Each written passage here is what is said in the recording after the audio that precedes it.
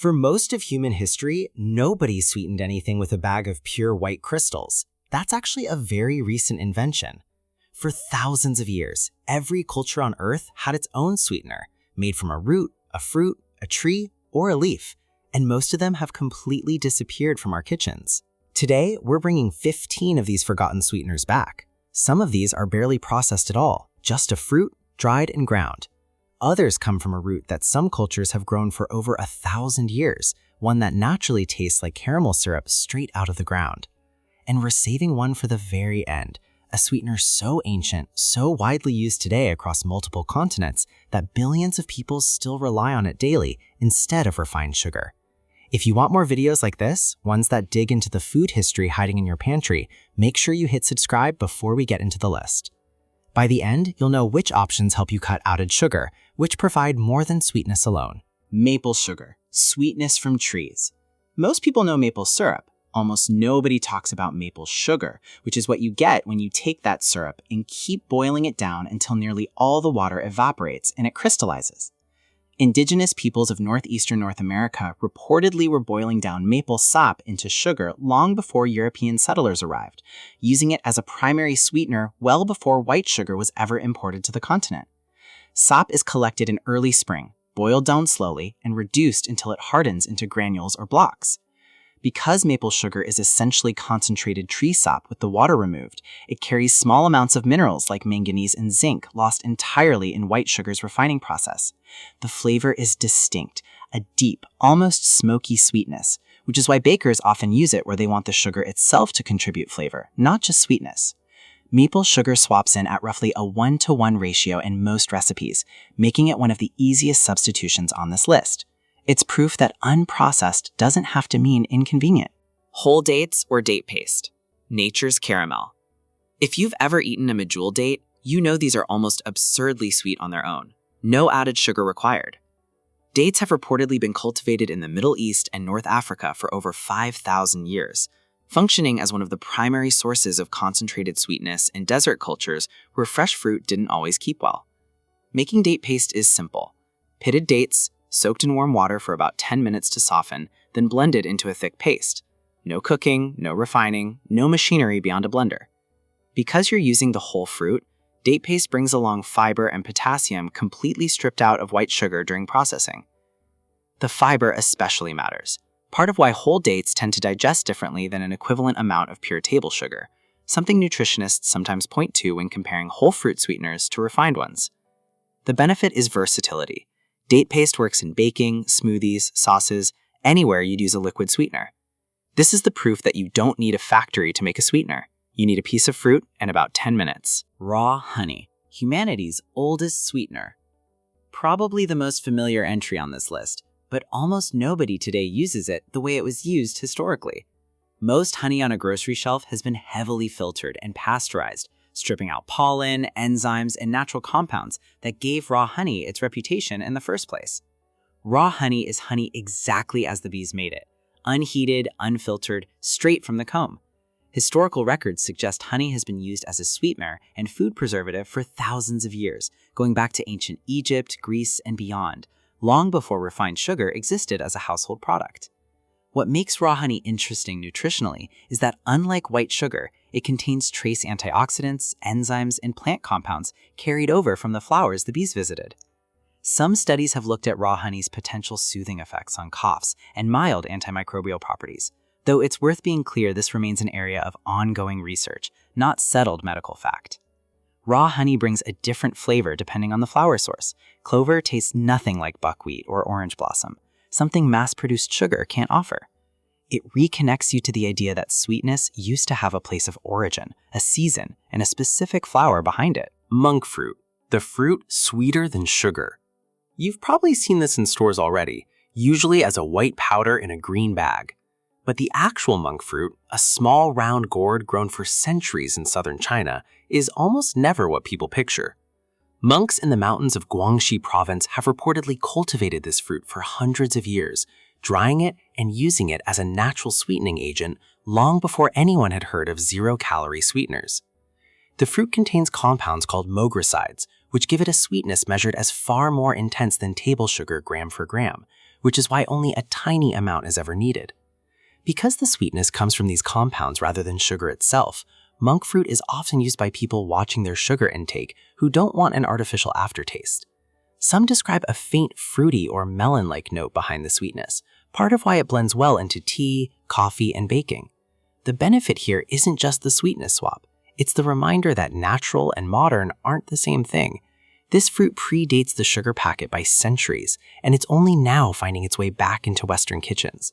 It's the perfect entry point if you're skeptical about sugar alternatives, because it's been used essentially unchanged for an extremely long time. Stevia leaves, the sugarless leaf. Most people know stevia as a little packet next to the sugar at a coffee shop.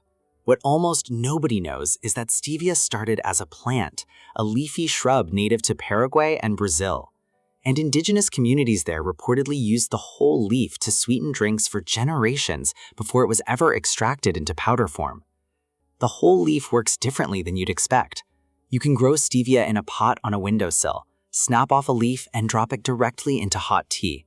Within minutes, it releases a sweetness noticeably different from the processed stevia extract most people know, often described as gentler, with less of the sharp, almost metallic aftertaste pocket stevia sometimes has. The compounds responsible, called steviol glycosides, don't get broken down the same way sugar does, part of why stevia carries essentially no calories. The benefit of going back to the raw leaf instead of the processed pocket is control. You decide how much goes in, you taste the plant itself, and you skip whatever else might be bulked into a commercial blend.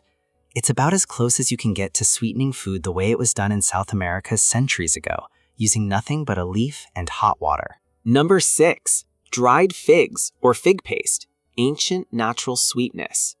Figs might be one of the oldest cultivated fruits on the planet. Archaeological findings suggest fig cultivation going back over 11,000 years in the Jordan Valley, potentially even before wheat and barley domestication in some accounts. Dried figs concentrate natural fruit sugar dramatically. Soak them briefly, then blend into a thick, jammy paste, and you have something that can replace refined sugar in oatmeal, yogurt, baked goods, or spread directly on bread the way earlier Mediterranean cultures reportedly did for centuries. Figs bring along calcium, potassium, and fiber, none of which survive the refining process that turns sugarcane or sugar beets into white sugar. The texture is part of the appeal. Natural seeds and a slightly grainy, jammy consistency that adds character rather than just sweetness. Fig paste tends to taste more complex than sugar, slightly floral, slightly earthy, a reminder that sweetness used to come with flavor attached rather than being a blink ingredient dumped into anything. Number 7. Raisin paste, the sugar from grapes. Raisins are just dried grapes, but sun-drying grapes into a sweetener goes back thousands of years, with references in ancient Persian, Greek, and Roman food traditions. Long before refined sugar reached most of the world, dried and concentrated fruit was one of the main ways people preserved sweetness for months when fresh fruit wasn't available. Making raisin paste follows the same basic method as dates and figs: soak in warm water until plump, then blend until smooth. What makes it distinct is how well it mimics brown sugar's deep, almost caramelized flavor, making it a natural substitute in cookies, granola bars, and glazes. Raisins carry over potassium, iron, and small amounts of antioxidant compounds from the grape skin, all of which disappear once grapes are processed into refined sugar or corn syrup. Because raisin paste has natural moisture, it also helps keep baked goods soft longer, something dry white sugar can't do. The benefit is that raisin paste turns something most people already have in their pantry into a functional sugar replacement. Sometimes a forgotten sweetener is already sitting in your cupboard, just used the wrong way. Mulberries, or mulberry paste, the forgotten molasses fruit. Here's where things get obscure. Mulberries have been cultivated across Asia for thousands of years, most famously as food for silkworms in the silk trade. But the fruit has a long, quieter history as a natural sweetener in Persian, Central Asian, and Mediterranean cooking. Dried mulberries taste almost like a cross between a raisin and a fig, but with a distinct honey-like sweetness. In parts of Central Asia, dried mulberries have reportedly been ground into a sweet powder or boiled down into a syrup, sometimes called mulberry molasses, used the way other cultures might use maple syrup or honey. Mulberries bring along iron, vitamin C, and anthocyanins, the same class of antioxidant compounds found in blueberries and blackberries, none of which exist in refined white sugar. Some early research has looked at compounds in mulberry leaves and fruit in relation to blood sugar response, though this remains an active area of study rather than a settled conclusion. Most people watching this have never tasted a mulberry, let alone use one as a sweetener. This is the entry that turns skeptics into the curious. Number 9. Apple molasses, or apple butter, the orchard syrup. Long before refined sugar was common or affordable, apple orchards across Europe and early America produced far more fruit than anyone could eat fresh. The solution was to cook that fruit down, sometimes for an entire day, into a thick, deeply concentrated spread known as apple butter, or reduced even further into what's sometimes called apple molasses. The process is slow but hands-off. Apples simmer for hours, sometimes with a little spice added, until the natural sugars caramelize and the mixture thickens. Historically, this was reportedly one of the main ways rural households in colonial-era America preserved both fruit and sweetness through winter, long before store-bought sugar was a regular staple. Because it's made from the whole apple, apple butter retains fiber, potassium, and some natural pectin, giving it a texture refined sugar syrups can't replicate. The long cooking process develops a deep caramel flavor naturally, without any added sugar in traditional versions. Apple butter replaces both sugar and fat in a lot of baking, naturally moist and rich, cutting down on both at once. It's the sweetener that quietly does double duty. Number 10. Barley malt, the sweet sprouted grain. This one goes back further than almost anything else on this list. Malted barley syrup has reportedly been used as a sweetener since ancient times in parts of Asia and the Middle East, long before cane sugar became a globally traded commodity. The process is a clever piece of food science. Barley grains are sprouted, activating enzymes that convert the grain's starches into sugars. That sprouted barley is then mashed and cooked down into a thick, dark syrup, often described as malty, slightly nutty, and noticeably less sweet spoon for spoon than white sugar. Because barley malt syrup is only about half as sweet as refined sugar, it naturally encourages using less to hit the same taste. It also contains some B vitamins and minerals carried over from the grain, unlike sugar, which is stripped of everything except sweetness during refining. The benefit here is flavor complexity, a roasted, almost bread-like depth, completely different from anything fruit-based on this list. Grains, transformed the right way, have been feeding humanity's sweet tooth for millennia too. Number 11. Carob powder, chocolate with cocoa. Carob comes from the pods of the carob tree, native to the Mediterranean, and it has a strange history. Used as animal feed, as a chocolate substitute, and reportedly even as an emergency food source during famines and wartime shortages, since the pods store for a very long time without spoiling. The pods themselves are naturally sweet, even before any processing. Once dried and ground into powder, carob takes on a flavor often compared to chocolate, though notably without caffeine or the bitterness of raw cacao, since carob doesn't need added sugar to taste sweet the way cocoa powder does. Nutritionally, carob carries fiber, calcium, and some antioxidant polyphenols, and unlike cocoa, it has essentially no natural bitterness to mask, part of why traditional Mediterranean recipes used it directly as a sweetener rather than pairing it with sugar. The benefit is that carob functions as two things at once, a natural sweetener and a chocolate-flavored ingredient, unusually flexible in baking. It's the sweetener people are most surprised by once they taste it. Number 12, Lucuma powder, the gold of the Incas. This is the one we teased at the start. Lucuma is a fruit native to the Andean valleys of Peru, cultivated there for thousands of years. Depictions of the fruit have reportedly been found on pottery from pre-Incan cultures. Fresh lucuma has a dry, dense flesh that's difficult to ship, exactly why almost nobody outside South America has ever seen the fruit itself. Instead, it's typically freeze-dried and ground into a fine powder with a flavor hard to describe, somewhere between sweet potato, maple, and butterscotch, without tasting exactly like any of them. Lucuma powder carries fiber, potassium, and beta-carotene, and because of its naturally low moisture content, it blends easily into smoothies, ice cream, and baked goods as both a flavoring agent and sweetener at once. In Peru, lucuma is reportedly one of the most popular ice cream flavors in the country, more popular there than chocolate or vanilla. The benefit is pure novelty combined with genuine function, a forgotten sweetener not because it fell out of use, but because it never made it out of its home country in the first place. Number 13. Yacon root, the caramel root. Yacon is a root vegetable, also native to the Andes, and it looks a little like a sweet potato. But bite into it raw and it's closer to a crisp, watery pear, with a natural sweetness coming from a completely different source than the sugar in most fruit. That source is a group of compounds called fructooligosaccharides. Unlike regular sugar, these compounds pass through much of digestion largely intact, part of why Yacon tastes sweet without delivering the same sugar load gram for gram. Andean communities have reported to cultivated and eaten Yacon for centuries, often slicing and sun-drying it to concentrate the sweetness even further. Yacon syrup, made by pressing and reducing the root's juice, has become the more common form found outside South America, with a flavor often compared to light molasses. Some studies have explored Yacon's effect on digestive health due to its unique fiber compounds, though as with several items on this list, the research is still developing rather than conclusive. The benefit is that Yacon offers actual sweetness from a root vegetable, no clean parallel elsewhere on this list. It's the ingredient most likely to make people say, wait, that's a vegetable? Number 14. Mesquite pod flour, the sweet desert pod.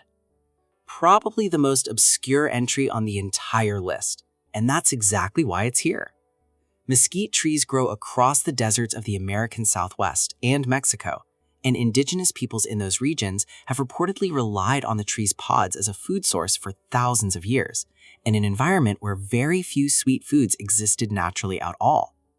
The pods are naturally sweet, with a flavor often described as similar to molasses mixed with a hint of cinnamon. Traditionally, dried pods were ground on stone into a fine flour, used directly as a natural sweetener in flatbreads, drinks, and porridges, all without a single grain of refined sugar. Mesquite flour carries a notable amount of fiber, along with calcium and iron. And because of that fiber content, it's often discussed as behaving differently than sugar in terms of how quickly it's digested. Its low natural moisture content historically also made it easy to store through long desert winters. Mesquite proved sweetness could be found even in one of the harshest environments on the continent. It's the entry that reframes the whole list, proof that resourcefulness, not abundance, invented most of humanity's sweeteners. Number 15. Palm jaggery, sugar before refining. This is the one we saved for last, and for good reason. Palm jaggery is made by boiling down the sap of palm trees, date palms, palmyra palms, or coconut palms, depending on the region, until it thickens and hardens into solid blocks or granules. It's reportedly been produced this way in South Asia and Southeast Asia for well over 2,000 years, making it one of the oldest continuously used sweeteners on this entire list. Unlike refined white sugar, which is processed to remove essentially everything except sucrose, jaggery is minimally processed. The sap is simply boiled and reduced, with none of the natural molasses content filtered away. That's why jaggery carries a noticeably deeper, almost smoky caramel flavor, along with small amounts of iron, potassium, and magnesium that don't survive white sugar's refining process. Today, in India, Sri Lanka, Indonesia, and across much of Southeast Asia, jaggery is reportedly still used daily by hundreds of millions of people as their primary household sweetener, not as a health trend, but simply as a tradition that never broke. It's used in curries, desserts, teas, and coffee, functioning the way refined white sugar does in Western kitchens. While white sugar dominates in the West, jaggery is proof that for enormous parts of the world, the alternative sweetener was never really an alternative at all. It was always the main one. This one closes the loop. White sugar isn't the default for humanity. It's just the default for us. And here's what ties all 15 of these together. None of them are new. Every single one predates the sugar pocket sitting in your kitchen cabinet right now. Some by decades, some by thousands of years. White sugar didn't win because it was better.